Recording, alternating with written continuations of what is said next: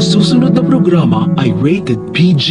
Ito ay nangangailangan ng patnubay at gabay ng magulang para sa mga batang manonood. Hindi akalain ni Lolo Pepe na magiging kalbaryo ang buhay niya sa pagtuklas niya ng katotohanan na hindi pala tunay na anak ni Ubeng si Zoe dahil sa DNA test result.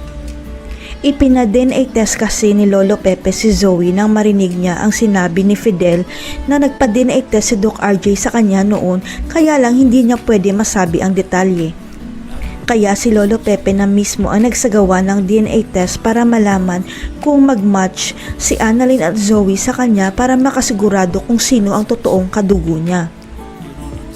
Sa kasamaang palad, walang may nakakaalam ng resulta ng DNA test result kahit na si Quintino dahil ayaw ni Lolo Pepe na malaman ng iba sakaling hindi mag-match sa kanya. Ang nakakapagtaka ang sinabi ni Quintino na kung may kaugnayan ba ito sa unang ipina-DNA test ni Lolo Pepe at ang sagot ni Lolo Pepe magkaiba daw ang DNA test ngayon. Ang hindi alam ng lahat, ang unang ipina-DNA test ni Lolo Pepe ay walang iba kundi ang ni Giselle na ipinamigay sa Amerika dahil ang totoo buhay pa pala ang anak niya. Ito ang dahilan kaya pupunta si Lolo Pepe sa Amerika para asikasuhin ang pagbabalik ng apo niya sa Pilipinas para ipakilala sa tunay niyang ina, si Giselle Tanyag. Kamakailan nabanggit ni Lolo Pepe na handa na siyang mawala dahil nabawi na niya kay Moira ang Apex at kailangan rin niya maayos ang buhay ng isa niyang anak, si Giselle. Ang hindi alam ni Giselle, sinisisi ni Lolo Pepe ang sarili niya kung bakit inabandona nito ang anak niya sa Amerika kaya nag-imbestiga si Lolo Pepe para malaman ang totoo. Ang pagkakaalam kasi ni Giselle, patay na ang anak niya, pero habang nasa US si Lolo Pepe nagbabantay kay Ubeng, nadiskubre niya na buhay pa pala ang anak ni Giselle.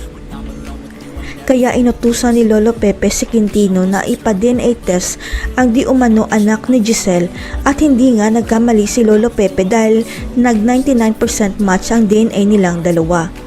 Kaya sa ikalawang pagbabalik sana ni Lolo Pepe, aasikasuhin na niya ang mga papeles ng anak ni Giselle para makauwi ito ng Pilipinas at para magkita na silang mag-ina. Sa kabutihang palad, mukhang mabait ang pulis na dumukot kay Lolo Pepe at hindi magtatagal makakalaya na siya dahil makukonsensya ang pulis sa pagkampi niya kay Moira. Kaya matutuloy na ang flight ni Lolo Pepe pa US at babalik siya ng Pilipinas na kasama na ang isa niyang apo at makikilala na rin ng lahat kung sino ang tunay na anak ni Giselle. Sino kaya ang tunay na anak ni Giselle na ipina-DNA test ni Lolo Pepe sa Amerika? Ano kaya magiging reaksyon ni Giselle sa muli nilang pagkikita ng anak niya? Abangan.